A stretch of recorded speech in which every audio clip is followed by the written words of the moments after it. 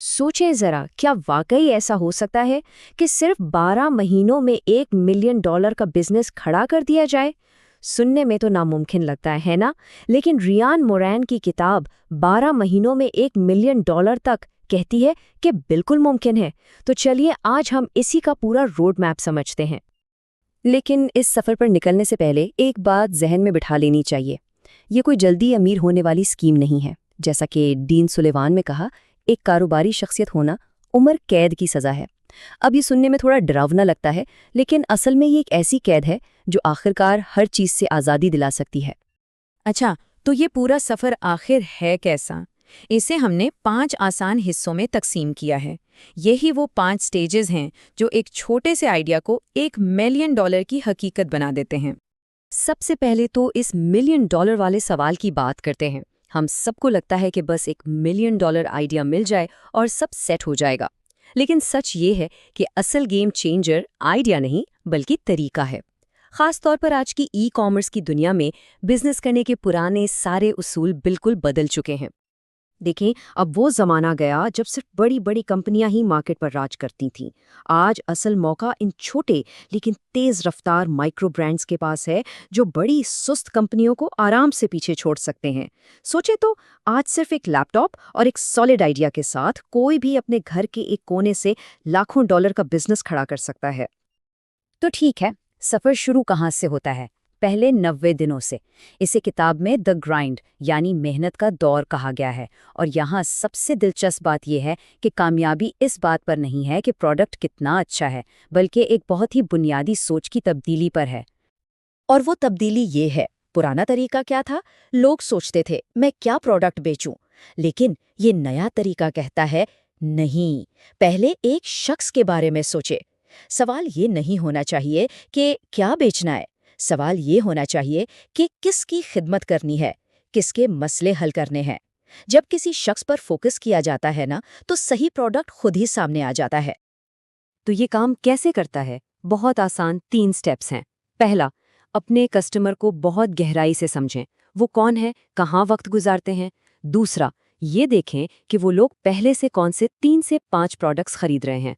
और तीसरा, उस लिस्ट में से कोई एक प्रोडक्ट चुनें जिसे पहले से बेहतर बनाया जा सके या उसमें कोई नई चीज़ लाई जा सके।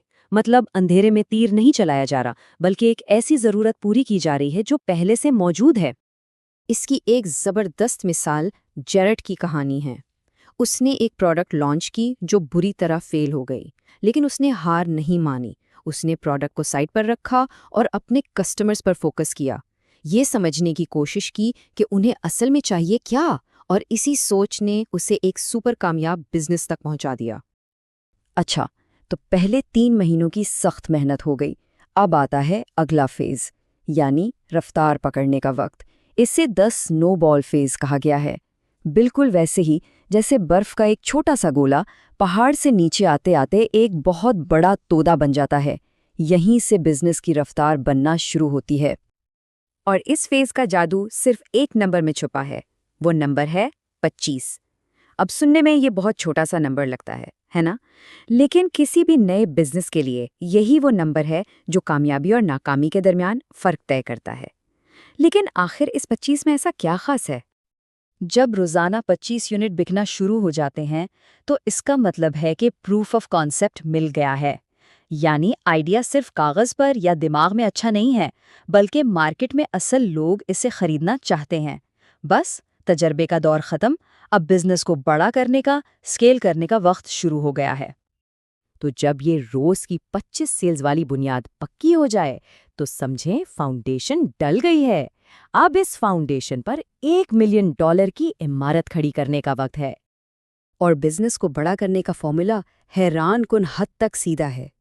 नए नए कस्टमर्स ढूंढने के पीछे भागने की जरूरत नहीं है। इसके बजाय अपने उन्हीं कस्टमर्स को जो पहले से खरीद रहे हैं मजीद प्रोडक्ट्स बेचें। देखें, वो लोग ब्रांड पर भरोसा करते हैं, इसलिए उन्हें कोई नई चीज़ बेचना बहुत आसान होता है। बस इसी कस्टमर के लिए प्रोडक्ट नंबर 2, फिर 3, 4 और 5 लॉन्च करते जाएं।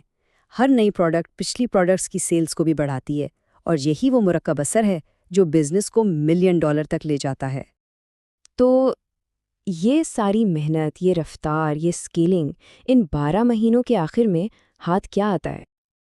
تو یہ رہا پورا سفر ایک ساتھ۔ پہلے 1 سے 3 مہینوں میں محنت کی اور ایک شخص پر فوکس کر کے پہلی سیل حاصل کی۔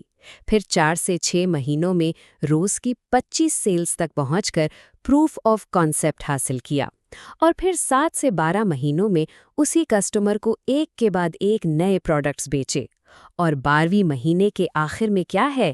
$1 ملین کا بزنس اثاثہ۔ اور یہی سب سے اہم بات ہے، اصل مقصد صرف ریونیو کمانا نہیں ہے، اصل مقصد ایک اثاثہ بنانا ہے، ایک ایسا بزنس جو آزادی دے، ایک ایسا بزنس جسے اور بڑا کیا جا سکے یا پھر کسی دن بیچ کر ایک بڑی رقم حاصل کی جا سکے۔ تو یہ طریقہ تو کام کرتا ہے، کتاب نے پورا روڈ میپ سامنے رکھ دیا ہے، لیکن اصل سوال یہ نہیں کہ کیا یہ طریقہ کام کرتا ہے، اصل سوال یہ ہے کہ اس پر عمل کون کرے گا؟